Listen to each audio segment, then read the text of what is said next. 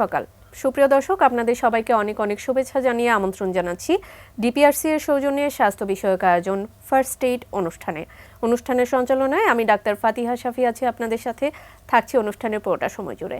দর্শক, আজ আমরা একটি অত্যন্ত গুরুত্বপূর্ণ বিষয় আমাদের অনুষ্ঠানের প্রতিপাদ্য বিষয় হিসেবে চূড়ান্ত করেছি। আজ আমাদের অনুষ্ঠানের বিষয়বস্তু নির্ধারিত হয়েছে পিএলআইডি বা ডিস্ক প্রোলাপসের অপারেশনবিহীন চিকিৎসা। আর এই বিষয়ে কথা বলার জন্য আমাদের সাথে আছেন ডাক্তার মোহাম্মদ শফিউল্লাহ প্রধান, বাত ব্যথা প্যারালাইসিস ও রিহ্যাব ফিজিও বিশেষজ্ঞ, ডিপিআরসি। আমন্ত্রণ জানাচ্ছি আপনাকে আজকের আমাদের এই আয়োজনে। আপনাকে অনেক ধন্যবাদ, এটিএন নিউজকে অসংখ্য ধন্যবাদ। আমরা পিএলআইডি বা ডিস্ক প্রোলাপস নিয়ে আজকে আলোচনা করতে যাচ্ছি। শুরুতেই জানতে চাইবো যে পিএলআইডি বা ডিস্ক প্রোলাপস বলতে আসলে আমরা কি বুঝি? এই রোগটি বলতে আমরা অনেকেই জানি, কিন্তু আসলে এর ব্যাখ্যা আসলে জানি না। হ্যাঁ, এটা একটা কমন সমস্যা এবং প্রতিনিয়ত রোগীর সংখ্যা বেড়েই চলছে। আমি যেমন ডিপিআরসিতে প্রচুর রোগীর চিকিৎসা দিয়ে থাকি এবং সারা ওয়ার্ল্ডে, নট অনলি বাংলাদেশ। এবং আপনি যদি ফার্স্ট ওয়ার্ল্ডের কথা বলেন, আমেরিকা, ওই সকল দেশে আরও তীব্র। ওই সকল দেশ ইভেন কি একটা জরিপে আছে যে ওই সকল দেশের মানে ইকোনমির একটা বিশাল মানে হ্যাজার্ড হয় এই পিএলআইডি বা। তো এই পিএলআইডি নিয়ে আমি একটু ডিটেলস যদি আপনাকে বুঝিয়ে বলি, আরও রোগীদেরও সহজ হবে। আমি একটা ছবি নিয়ে আসছি, প্রোলাপস ইন্টারভার্টেব্রাল ডিস্ক। এটা হচ্ছে কোমরের ছবি, মানে রিপ্লিকা। আমাদের যে লাম্বার, কোমরের যে লাম্বার বোন এবং এখানে স্যাক্রাম এবং কক্সিস লাগানো আছে। এই কোমরের এই বোনসগুলা, ভার্টেব্রাগুলা, এই ভার্টেব্রা এখানে 1, 2 এভাবে 5টা আছে এবং 2 ভার্টেব্রা মাঝখানে দিস ইজ ডিস্ক, হলুদ যেটা, এই ডিস্কগুলো থাকে। এগুলো অলসো আপনার বোনস বাট সেকেন্ডারি কার্টিলেজ। আর এটা হচ্ছে মূল হাড় বা বোনস, হার্ট। এগুলো হচ্ছে কিছুটা সফট, বাট মাংস হচ্ছে হার্ড, বা বোনস হচ্ছে সফট। এবং এই ডিস্কগুলা হচ্ছে কার্টিলেজ হলেও কি হবে, ডিস্কগুলার মাঝখানে ভিতরে জেলি থাকে। আমি যদি একটু বুঝাইতে, যে ধরেন আলকাতরা যেমন jelly type substance, hard sticky like that. এটা চারপাশে অ্যানিউলাস ফাইব্রোসাস যে নাম, এটা হচ্ছে ক্যাপসুলের মতো থাকে, ভিতরে নিউক্লিয়াস পালপোসাস হচ্ছে জেলিটা থাকে। তো এইটা হচ্ছে শক অ্যাবজর্বার। ধরেন আমরা যে বসছি, যে বসা, দৌড় দিয়ে হাঁটা চলা, শরীরের ওজনটা মেরুদণ্ড যেন ভেঙে না যায় বা প্রেশার না পড়ে, এই জন্য 2 হাড়ের মাঝখানে এই ডিস্কটা দেওয়া থাকে, প্রতিটা হাড়ের মাঝখানে। এবং একটা হাড়ের সাথে আরেকটা ঘর্ষণ লেগে যেন ভেঙে না যায়, ফেটে না যায়, শক অ্যাবজর্বার হিসাবে। মানে অনেক সময় দেখবেন বিল্ডিং বা বিভিন্ন আপনার যে ব্রিজ, বিভিন্ন জায়গায় কি রাবারের মতো কিছু দেওয়া থাকে, বা প্রতিটা জোড়ার মাঝখানে একটা আলাদা রাবার বা কিছু দেয়, কেন? শক অ্যাবজর্বার হিসাবে। না হলে 2টা ঘর্ষণ খেয়ে ফেটে যেতে পারে, ইনজুরি হতে পারে। তো আল্লাহ পাক আমাদের এই বোনসগুলোর মাঝখানে ডিস্ক দিয়েছেন, যেন আমরা লাফ দেই, ঝাঁপ দেই, যাই করি না কেন, সামনে ঝুঁকলে, পিছনে গেলে, এই ডিস্কগুলো শক অ্যাবজর্বার হিসেবে কাজ করে। পিএলআইডির ক্ষেত্রে যেটা হয়, এই ডিস্কগুলা মোস্ট অফ দ্য ক্ষেত্রে ফেটে যায়। আমি সে কারণটা পরে আসছি, বাট মেকানিজমটা আমি বোঝাচ্ছি। এই ডিস্কগুলা ফেটে বের হয়ে যায়। ওই যে ভিতরে বলছিলাম নিউক্লিয়াস পালপোসা জেলি, সেটা অনেকে বলে জেল বের হয়ে আসছে। বের হয়ে, যেমন এই যে আমরা বোঝানোর জন্য দিয়েছি যে লাল, এভাবে বের হয়ে আসে। এটা বের হয়ে আসতে পারে আপনার সাধারণত পোস্টেরোল্যাটারালি, মানে কোমরের পিছনে, ডানে অথবা বামে, অথবা সেন্ট্রালি, ঠিক পিছনে বের হয়ে যেতে পারে। তো এই বের হয়ে যখন যায়, পিছনে আমাদের এই যে হলুদ দেখেন, স্পাইনাল কর্ড থাকে, মেরুদণ্ড থেকে আসে, এবং কর্ড থেকে 2 দিকে আমাদের এই যে নার্ভগুলা, এখানে প্লেক্সাস তৈরি করে, লাম্বার প্লেক্সাস তৈরি করে, এবং স্যাক্রাল প্লেক্সাস। এই প্লেক্সাসগুলো পায়ের দিকে বা আমাদের ইউরোজেনিটাল অর্গান, পা, কোমর থেকে নিচের দিকে একেবারে সাপ্লাই দিয়ে থাকে। যখন ডিস্ক বের হয়ে আসে, নার্ভের উপরে চাপ দেয় সে। তো নার্ভ হচ্ছে আমাদের মোটর ফাংশন করে, মুভমেন্ট করায়, পেইন সেন্সিটিভ, মানে পেইন ক্যারি করে, বিভিন্ন পারসেপশন, অনুভূতি নার্ভের মাধ্যমে আমাদের ব্রেনে পৌঁছায়, বা থ্যালামাস বা হাইপোথ্যালামাস বা মোটর যে আমাদের সেরিব্রাল কর্টেক্স আমরা কাজ করি। যখন নার্ভ কম্প্রেশন হয়, এই যে ডিস্ক বের হয়ে আসে, তখনই আপনার দেখা যাবে যত ঝামেলা শুরু হয়ে গেল। কোমর ব্যথা, পা অবশ, অনেক সময় প্রস্রাব পায়খানা প্রবলেম, অবশ লাগে, ঝিঝি লাগে, পায়ের পাতা পড়ে যাচ্ছে, মানে যেটা আমরা বলি পিএলআইডি বা disc prolapse. Prolapse lumbar intervertebral disc. Prolapse মানে স্থানচ্যুতি। এবং এটার কয়েকটা নাম আছে। অনেক সময় রুগীরা কনফিউজ হয়, রুগীরা এসে বলে যে স্যার অন্য ডাক্তার বলেছে জেলি বের হয়েছে, আরেক ডাক্তার বলেছে সায়াটিকা, আমি তো স্যার ইংল্যান্ডে ডাক্তার বলেছে স্লিপ ডিস্ক, তা আপনারা বলছেন পিএলআইডি, তাহলে আমার কি আরেকটা রোগ কিনা? আসলে এই রোগটা এমন কমন এবং এত বেশি হয় এবং এটার অনেকগুলা নাম থাকতে পারে। আমরা যেমন ভাষাগতভাবে পানিকে কেউ ওয়াটার বলে, মাম বলে, জল বলে, বাট পানি ইজ পানি। সো পিএলআইডিরই অনেকগুলা নাম হতে পারে। আমার মনে হয় দর্শক এটা খুব সহজেই বুঝতে পেরেছে যে আমি যদি বলি সায়াটিকা, আমি যদি বলি পিএলআইডি, আমি যদি বলি ডিস্ক প্রলাপস বা স্লিপ ডিস্ক বা ডিস্ক বের হয়ে গেছে, জেলি বের হয়ে গেছে, মাংস বের হয়ে গেছে, চাপ খেয়েছে, যা কিছুই বলি না কেন এটা ডাক্তারি ভাষা হচ্ছে পিএলআইডি। আচ্ছা, ডিস্ক প্রলাপস। আচ্ছা, আপনার এই কথার মাধ্যমে আসলে দর্শকের যে কনফিউশনটা ছিল সেটি অনেকাংশে ক্লিয়ার হয়ে যাবে। আমরা মোটা দাগে ধরে নিতে পারি যে নার্ভের যে কম্প্রেশন সেটির থেকেই আসলে মূলত পিএলআইডি হয়ে থাকতে পারে। আচ্ছা, এবার আমাদের একজন দর্শক জানতে চেয়েছেন, লাবণ্য আমিন, তিনি জানতে চেয়েছেন যে গর্ভাবস্থায় পিএলআইডি হলে করণীয় কি? এটা খুবই একটা কঠিন সমস্যা এবং আমরা প্রায় রোগীগুলা পাই। মানে হয়তো কোমর ব্যথা মা যে ছিল, কোমর ব্যথা দীর্ঘদিন ছিল কিন্তু অত একটা আমলে নেয়নি বা ওইভাবে তীব্র হয়নি, কিন্তু যখন সে প্রেগন্যান্ট হয়ে গেল 3 মাস 6 মাস তখন ব্যথা তীব্র থেকে তীব্র। খুবই ইম্পর্টেন্ট, আমি আবার একটু মেকানিজমটা বুঝাই। আমাদের এই যে কোমরের এই যে হাড়, আমরা সেকেন্ড এখানে স্যাক্রাল ভার্টেব্রা আছে, হ্যাঁ, লাম্বারের পরে স্যাক্রাম, তারপরে কক্সিস। এই সেকেন্ড স্যাক্রাম থেকে আমাদের সামনে আমাদের বডির লাইন অফ গ্রেভিটি পাস করে। ধরো আমি যে দাঁড়াবো, আমরা দাঁড়াই, আমাদের লাইন অফ গ্রেভিটি বডির একটা বায়ো মেডিকেল ইঞ্জিনিয়ারিং আছে, ওই ইঞ্জিনিয়ারিং যে ওয়েট শিফট হয় সেকেন্ড স্যাক্রাল ভার্টেব্রার সামনে দিয়ে ওয়েট শিফট হয়। যখন একটা মা প্রেগনেন্ট হলো, বাচ্চা পেটে আসলো, তখন কিন্তু তার অ্যাবডোমিনের ওয়েটটা বাড়তেছে, পেটের ওয়েটটা বাড়তেছে। তাহলে তার এই যে ওয়েট বাড়ার কারণে এই লাইন অফ গ্রেভিটি আরো মোর শিফট হয়ে যায় সামনে। যখন সামনে শিফট হয় তখন পিছনে মাসেলগুলোর উপরে আরো স্ট্রেস পড়তে থাকে, কারণ মাসল তো তাকে ধরে রাখতে হয়। এমনিতেই ভালনারেবল আগে ছিল তো কোমর ব্যথা তখন জানে না, আমাদের দেশে এই এডুকেশনটা নাই। ধরেন বিফোর আপনি যখন বাচ্চা নিবেন তার আগে যে আপনার ফিজিক্যাল ফিটনেসটা মার দেখা দরকার, এটা উন্নত বিশ্বে আছে, আমাদের দেশে এটা আমাদের কাছে কোনো সময় রোগীরা আসে না জি স্যার আমি কি ফিট কিনা বাচ্চা নেওয়ার জন্য। তো এই প্রবলেমটা তখন মার দেখা দেয় যে তীব্র ব্যথা, তো একদিকে বাচ্চা আরেকদিকে তীব্র ব্যথা, আর ওই সময় আপনি কোনো ইন্টারভেনশনে যেতে পারবেন না, আপনার গাইনোকোলজিস্ট কোন আপনাকে পেইন কিলার দিতে পারবে না, দিবে না, দেওয়ার সুযোগ নেই, বাচ্চার ক্ষতি হতে পারে। তারপরে হচ্ছে আমি ফিজিও কি করব, এখানে আমি কি ইলেকট্রোথেরাপি দিতে পারবো? নো, কারণ আমরা এখানে যদি দেই বাচ্চার ক্ষতি হবে, একটা বিশাল সমস্যা দেখা দেয়। তো আমি যেটা প্রথমত বলবো এই রোগীর মাধ্যমে যে আমাদের যারা মা বোনরা আপনারা বেবি নিবেন আগে প্ল্যান করেন, ইউ শুড কাম একজন ফিজিওর কাছে, একজন রিহ্যাব স্পেশালিস্টের কাছে আপনি আসেন, এসে আপনি ফিজিক্যাল ফিটনেসটা আগে দেখেন, আপনি প্রয়োজন আমরা এক্সারসাইজ শিখিয়ে দিব, এক্সারসাইজগুলো করবেন, তাহলে এই প্রবলেমগুলো আপনাদের হবে না। আর এট দ্য টাইম অফ প্রেগনেন্সিতে যদি হয়েই যায় কোনো কারণে, তাহলে আমি বলবো আপনি একজন রিহ্যাব স্পেশালিস্টের কাছে গিয়ে কিছু এক্সারসাইজ শিখে নেবেন। এক্সারসাইজগুলো আমরা শিখে দিই স্ট্যাটিক টাইপ এক্সারসাইজ কোমরের, এতে বাচ্চারও কোনো ক্ষতি হবে না, মারও কোনো 100% সেফ এবং কোমর ব্যথা চলে যাবে।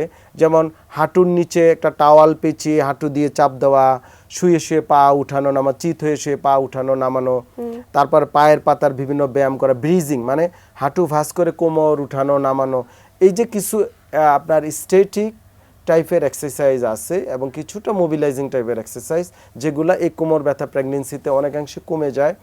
এবং আর্গোনমিক্স খুব ইম্পর্ট্যান্ট এই ক্ষেত্রে। মা অবশ্যই শোয়ার সময় ডান বা বাম কাত হয়ে ঘুমাবে, মানে আইদার রাইট অর লেফট, এবং উপরে হয়ে শোবে না বা সার্বক্ষণিক চিত হয়ে থাকবে না, সামান্য চিত হতে পারে, বাট ডান বাম বা কাত হয়ে ঘুমাবে, উঠার সময় ডান বা বাম হয়ে উঠবে, ওই এক্সারসাইজগুলো করবে। তবে হ্যাঁ, কুসুম গরম শেক দিতে পারে, একেবারে নিরাপদ, কোমরে দিতে পারবে, ইভেন কি পেটেও, কোনো ভয়ের কোনো কারণ নেই। ব্যথানাশক যে কোনো ক্রিম বা মলম সে দিতে পারবে। এই ক্ষেত্রে পরিমিত পানি খেতে হবে। কিছু থেরাপি আছে, অবশ্যই আপনাকে চিকিৎসকের পরামর্শে আপনি নিতে পারে। এই সময় অনেক সময় ক্যালসিয়ামের ঘাটতি থাকলে এগুলো অনেকাংশে কমে আসে, যদি ক্যালসিয়াম সাপ্লিমেন্ট নিতে পারে। বিভিন্ন সাপ্লিমেন্ট যেমন ম্যাগনেসিয়াম, জিঙ্ক খুব ইম্পর্টেন্ট, এক্ষেত্রে মারা নিতে পারে। ভিটামিন ডি খুব ইম্পর্টেন্ট। আয়রন ডেফিসিয়েন্সি থাকলে অবশ্যই গাইনোকোলজিস্ট অবশ্যই এগুলো চেক করে, ওনারাও দিয়ে থাকে। তো এই জাতীয় সাপ্লিমেন্ট, লাইফস্টাইল, হালকা এক্সারসাইজের মাধ্যমে কিন্তু মিনিমাইজ করা সম্ভব। মিনিমাইজ করা সম্ভব। আরেকটা গোপন কথা বলি আপনাদেরকে, সেটা হচ্ছে ডিউরিং মানে গর্ভাবস্থায় কিন্তু অনেকগুলো হরমোন রিলিজ হয়, মানে বেশি হরমোন রিলিজ হয়। মোস্ট অফ দ্য হরমোন কিন্তু আমাদের মাসেল রিল্যাক্স করে।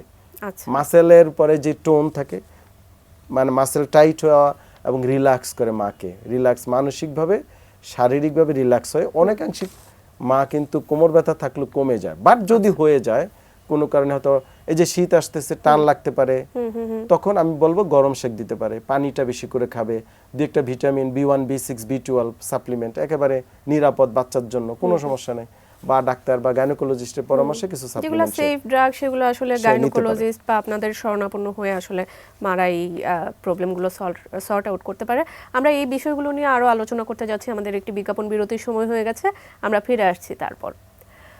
দর্শক, সময় হয়ে গেল ছোট্ট একটি বিজ্ঞাপন বিরতির, কোথাও যাবেন না, আমাদের সাথেই থাকুন।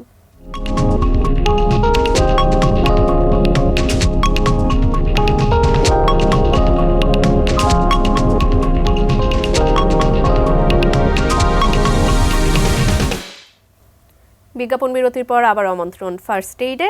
আমরা কথা বলছিলাম পিএলআইডি বা ডিস্ক প্রোলাপসের অপারেশনবিহীন চিকিৎসা, সৌজন্যে রয়েছে ডিপিআরসি। বিজ্ঞাপন বিরতিতে যাবার আগে আমরা গর্ভাবস্থায় কিভাবে আসলে যত্নশীল হওয়া যায় পিএলআইডি হলে সেই বিষয়ে জানলাম। এবার জানতে চাইবো যে পিএলআইডি হওয়ার ক্ষেত্রে কি নির্ধারিত কোনো বয়স রয়েছে কিনা, বা এটি কি যে কোনো বয়সে হতে পারে? ধন্যবাদ। আমরা কমন যে রুগীগুলা পাই সেটা হচ্ছে মধ্যবয়সী পিএলআইডির, মানে যেহেতু পিএলআইডি একটা ইনজুরি জাতীয় সমস্যা, কাজের ভুল বা বসার থেকে হয়ে থাকে, কাজের থেকে হয়ে থাকে, ইনজুরি থেকে হয়ে থাকে। তো আমরা আসলে মধ্যবয়সী মানুষই বেশি কাজ করে, বেশি যুদ্ধে যায়। এই জীবন যুদ্ধ বলেন, বাস্তব যুদ্ধ বলেন, হার্ড ওয়ার্ক বলেন, সব এই বয়সী বেশিরভাগ আমরা পেয়ে থাকি। তবে হ্যাঁ, এটা এখন আমরা বাচ্চাদেরও পাচ্ছি, আবার বয়স্কদেরও পাচ্ছি। তো বয়স্কদের ব্যাপারটা পিএলআইডিটা একটু ভিন্ন টাইপের হয়ে থাকে। আমরা পিএলআইডি 4টা টাইপস বলে থাকি। একটা হচ্ছে ডিস্ক বাল্জ, ডিস্ক প্রোটিউশন, ডিস্ক এক্সট্রুশন, আর একটা হচ্ছে স্পাইনাল ক্যানাল স্টোনেস বা সিকুয়েস্ট্রাম, লাস্ট স্টেজ যেটা। তো বয়স্কদের সাধারণত যে লাস্ট স্টেজ এই জাতীয় সমস্যাগুলো বেশি আসে, বা ক্যানাল স্টোনোসিস হয়ে থাকে। ক্যানাল স্টোনোসিস আমি যদি আরেকটু বুঝিয়ে বলি, সেটা হচ্ছে এই যে আমাদের ইন্টারভার্টেব্রাল যে এই যে ক্যানেল থাকে, ফোরামেন, এই যে আমাদের ব্রেন থেকে যে মস্তিষ্ক থেকে যে স্পাইনাল কর্ডটা নামে, এইটা তো এখানে তো স্পাইনাল কর্ড থাকে। যখন ডিস্কটা বের হয়ে আসে, ডিস্ক বের হয়ে আসলো এবং দীর্ঘদিন প্রদাহ হতে হতে এই পুরা ক্যানেলটা দেখা যায় যে একটা শুরু হয়ে মানে কর্ড কম্প্রেসড হয়ে আছে, ক্যানাল স্টোনোস হয়ে থাকে। এবং রুটগুলা এই যে যেখান দিয়ে নার্ভ রুট বের হয়েছে, এই রুটগুলো আপনার আর বোঝা যায় না, এক্সরে তো পাওয়া যায় না, এমআরআই তো দেখা যায় রুট নাই বললেই চলে, একেবারে শুকিয়ে কম্প্রেসড হয়ে থাকে। তো এইটা আসলে একদিনে হয় না, এটা দীর্ঘমেয়াদী, বছরের পর বছর। একটু বয়স্ক যারা, তাদের এই প্রবলেমটা আমরা বেশি পেয়ে থাকি। তাদের আবার হাড় ক্ষয় থাকে, হাড় অস্টিওপোরোসিস, অস্টিওআর্থ্রাইটিস, স্পন্ডাইলোসিস ডেভেলপ করে, এমনি চেপে আসে হাড়। এরপরে ডিস্ক প্রোলাপস যদি আগে থাকে, অনেকের একটা ডিস্ক প্রোলাপসের জায়গায় অনেকের 3-4টা ডিস্ক প্রোলাপস থাকতে পারে। তো বয়স্কদের কেসটা একটু ভিন্ন।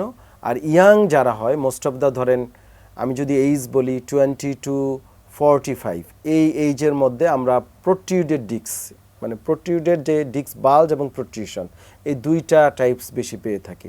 ডিস্ক বাল্জটা হচ্ছে প্রাইমারি স্টেজ, মানে মাত্র ডিস্কটা ফুলে গিয়েছে, জেলি হতে বের হবে, ক্যাপসুলটা এখনো ফাটে নাই, কিছুটা বুলিং হচ্ছে বা চাপ দিচ্ছে, তখন কোমর ব্যথা শুরু হয়, বা ব্যথা কমে বাড়ে, রুগী ব্যথার ওষুধ খেলে কমে যায়, এভাবে ডিস্ক বাল্জিং। এটা হচ্ছে ইয়াং রুগীদের ক্ষেত্রে। এবং প্রোটিউশনটাও সেম ইয়াং রুগীদের। এবং দেখা যায় যে হুট করে রুগী বলল, স্যার আমি ভালো ছিলাম, মাঝে মাঝে কোমর ব্যথা হতো, ভালো হয়ে যেতাম, কিন্তু ওই দিন একটা বালতি টান দিয়েছিলাম, বা আমি একটু ওই যে মুখ ধুতে গেলাম, ধোয়াতে উঠতে গেলে মনে হলো স্যার কি জানি একটা টান দিল, তারপরে আর নড়তে পারছি না। মানে ওটা হচ্ছে অ্যাকিউট অ্যাটাক, মানে প্রকাশ পেয়েছে, কিন্তু রোগ কিন্তু ডে বাই ডে ডেভেলপ করেছিল আগে থেকেই। ধরেন কারো 1 মাস 2 মাস 3 মাস, কাজের ধরন, সামনে ঝুঁকে ঝুঁকে কাজ করা, যেটা আমরা বারবার বলছি। তাহলে এই যে প্রোটিউডেড ডিস্ক, এটা ইয়াং এজে সবচেয়ে বেশি হয়ে থাকে।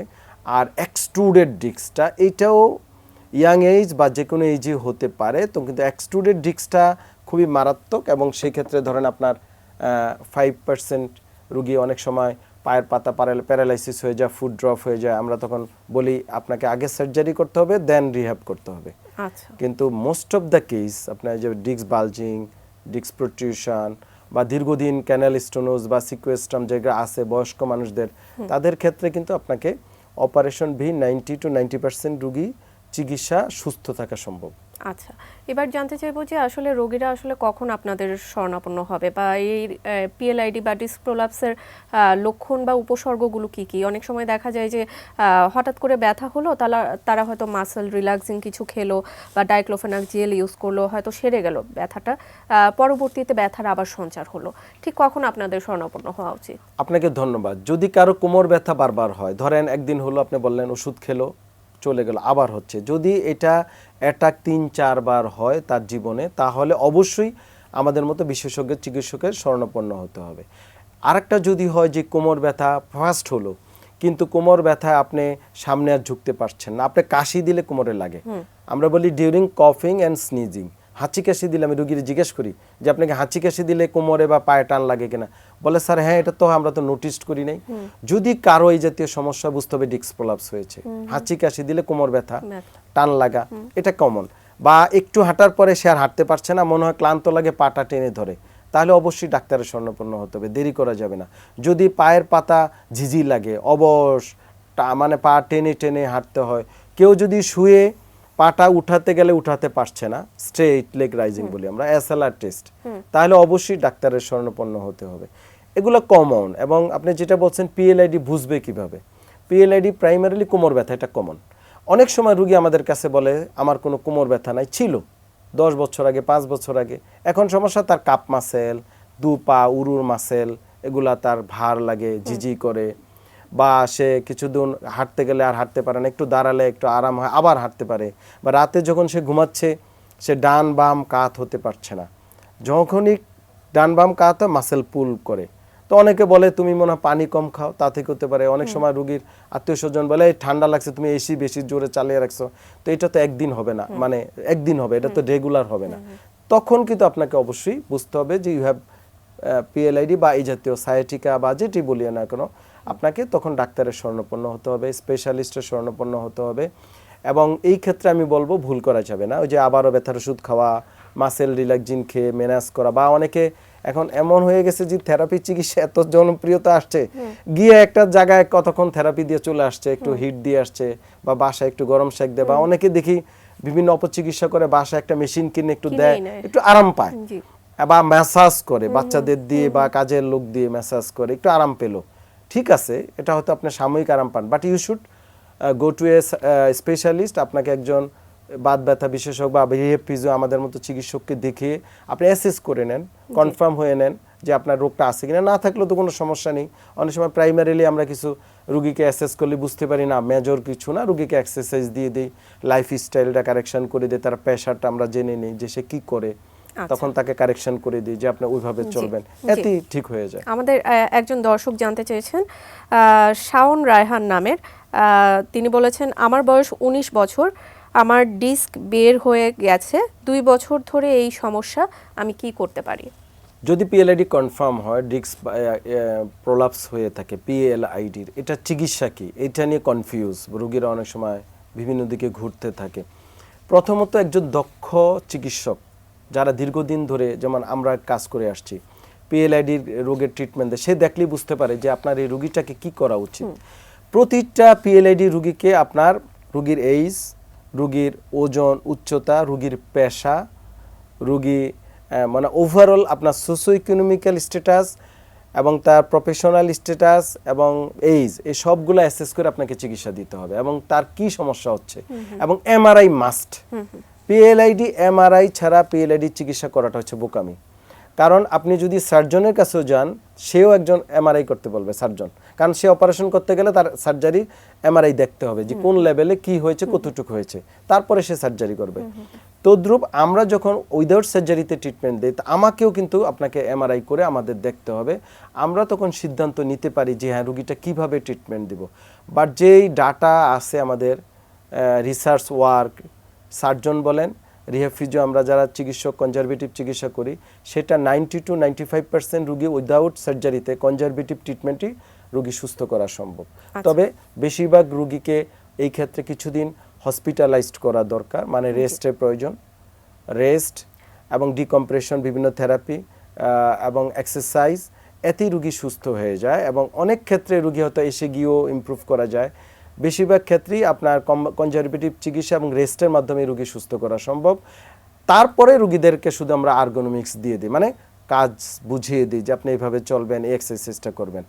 5% কেসের ক্ষেত্রে আপনার সার্জারি প্রয়োজন হতে পারে, যেটা আমরা বলছিলাম যে এক্সট্রুডেড ডিস্ক, পায়ের পাতা ফুট ড্রপ, বা এমআরআইতে ফুট ড্রপ হয় নাই বাট এক্সট্রুডেড এমন ডিস্ক যে পুরা জেলি বের হয়ে মানে আপনার ক্যানেল পুরাটা জেলিটা ভিতরে ঢুকে গেছে, তখন আমরা হয়তো অনেক সময় সার্জারি সাজেস্ট করে থাকি বা সার্জনের কাছে সেটি পাঠিয়ে খুব দিই। কম অংশে সার্জারি কম আসলে অংশে, জি। প্রয়োজন হয়ে থাকে। আপনার এই অ্যানসারের মাধ্যমে আসলে সার্জারি বিহীন যে পিএলআইডি চিকিৎসা করা যায় সেই বিষয়টাও আসলে আমাদের দর্শকদের কাছে অনেকটা পরিষ্কার হয়ে গেল। অনেক ধন্যবাদ আপনাকে। আপনার মাধ্যমে আমরা পিএলআইডি সম্পর্কে অনেক কিছু জানলাম, যদিও আরো অনেক কিছু জানার ছিল, সময়ের স্বল্পতার জন্য আজ হয়তো সম্ভব হয়নি। আমরা পরবর্তীতে আবারও চেষ্টা করব। আপনাকে ধন্যবাদ। এটিএন নিউজ দর্শক, কলাকৌশলী সবাইকে অসংখ্য ধন্যবাদ। দর্শক, আপনাদেরও অসংখ্য ধন্যবাদ আমাদের সাথে এতক্ষণ যুক্ত থাকার জন্য। আমি জানি অনুষ্ঠানের মাধ্যমে পিএলআইডি বা ডিস্ক প্রোলাপস কিভাবে অপারেশনবিহীন চিকিৎসা নেওয়া যায় সেই প্রসঙ্গে আপনারা অনেক ধারণা পেয়েছেন, আর আপনারা ধারণা পেলেই আমরা অনুষ্ঠানের যথার্থতা খুঁজে পাবো। পরবর্তী পর্ব দেখার আমন্ত্রণ জানিয়ে আজকের মতো এখানেই শেষ করছি। সবাই ভালো থাকবেন, সুস্থ থাকবেন, এটিএন নিউজের সাথেই থাকবেন।